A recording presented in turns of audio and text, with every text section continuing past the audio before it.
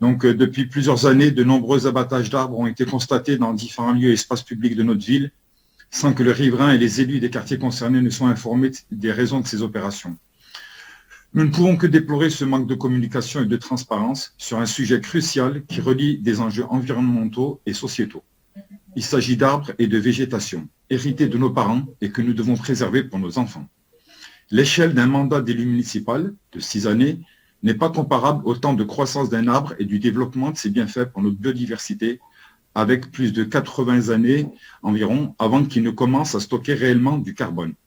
Cette précision est importante avant d'écouter votre réponse qui reviendra certainement sur la plantation de 4 000 arbres et les 50 000 € de budget dédié par an. Il ne s'agit pas ici de la même temporalité. Pourquoi coupons-nous sans aucune concertation des arbres qui constituent notre patrimoine végétal commun?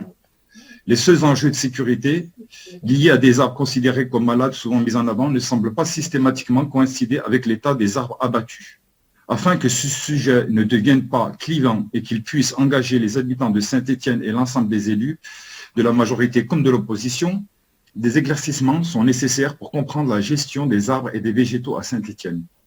Ainsi, monsieur le maire, pourriez-vous organiser, si c'est possible, une présentation des services concernés par l'élagage et les paysages et potentiellement réaliser un document définissant précisément le cahier des charges, l'organigramme, le rôle des équipes internes et des prestataires externes ainsi que le contact des interlocuteurs dédiés à cette politique publique. Pour un tel enjeu, la communication et la concertation sont indispensables.